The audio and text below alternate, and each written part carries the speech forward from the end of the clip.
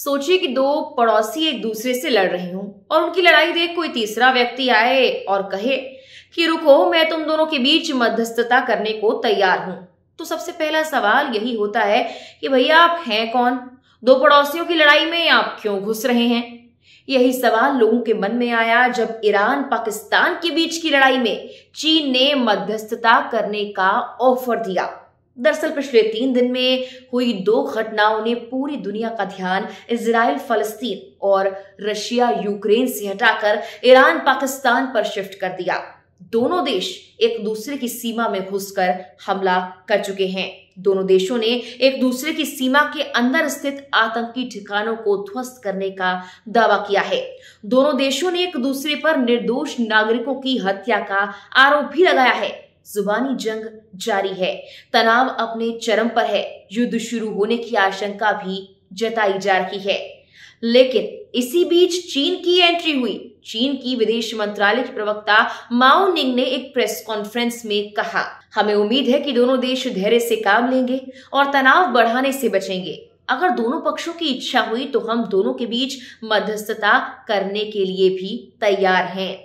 अब आप कहेंगे कि भाई बात तो ईरान और पाकिस्तान की हो रही थी, अचानक से इसमें चीन कहां से आ गया?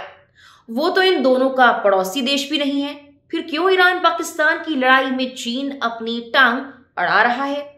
उसका इसमें क्या फायदा? दरअसल मसला फायदे का ही है। चीन, ईरान और पाकिस्तान दोनों देशों का दोस्त है, वो वाला दोस्त नहीं जो आप समझ रहे हैं। दरअसल चीन का हित पाकिस्तान और ईरान दोनों के साथ है और अगर दोनों देश आपस में लड़ेंगे तो नुकसान चीन का भी है। पहले बात ईरान और चीन के रिश्तों की। ईरान और चीन दोनों के रिश्ते पिछले कुछ सालों में काफी मजबूत हुए हैं। ईरान की ना तो सऊदी अरब से पड़ती है और ना ही अमेरिका या अन्य यूरोपीय देशों से। इन लोगों ने ईरान पर खूब सारे प्रतिबंध भी लगा रखे हैं, इसीलिए ईरान के पास दोस्ती के काफी सीमित विकल्प ही बचते हैं। और जैसा कि कहा जाता है, दुश्मन का दुश्मन दोस्त होता है, तो चीन और ईरान अच्छे दोस्त हैं। दोनों एक दूसरे के हित पूरा करते हैं।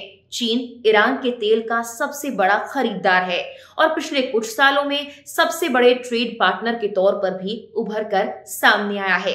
इसके अलावा पिछले साल ईरान और सऊदी अरब को एक मंच पर साथ लाने में भी चीन ने महत्वपूर्ण भूमिका निभाई थी। पाकिस्तान और चीन के रिश्तों के बारे में तो आपको पता ही है। भारत को घेरने में चीन का सबसे बड़ा सहयोगी पाकिस्तान है। इसके अलावा पाकिस्तान में चीन का काफी सारा इन्वेस्टमेंट भी है। पाकिस्तान चीन के महत्वाकांक्षी project belt and road initiative यानी BRI का एक महत्वपूर्ण सहयोगी है। इसका अंदाजा $62 बिलियन के चाइना पाकिस्तान इकोनॉमिक कॉरिडोर यानी CPEC से लगाया जा सकता है।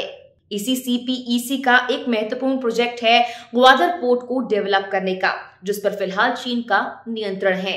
अरब सागर के किनारे स्थित ग्वादर पोर्ट न केवल ट्रांसपोर्टेशन और व्यापार के लिए बल्कि सामरिक तौर पर भी काफी महत्वपूर्ण है।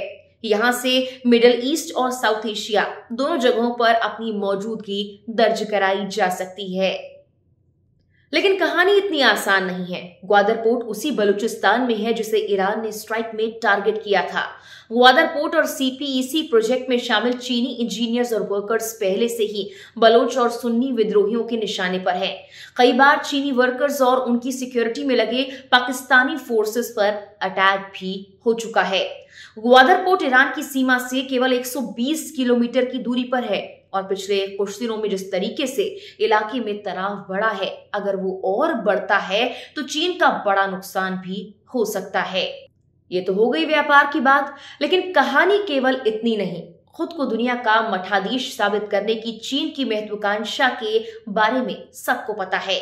यही वजह है कि चीन एशिया से अफ्रीका तक हर जगह अपनी टांग घुसाता रहता है, जैसा कि अमेरिका और रूस करते रहे हैं। चीन भी खुद को इसी कैटेगरी में शामिल करना चाहता है। यही वजह है कि पहले वो एक दूसरे के चिर प्रतिद्वंदी रहे ईरान और सऊदी अरब को साथ लेकर आया और अब ईरान और पाकिस्तान के बीच मध्यस्थता ऑफर कर रहा है।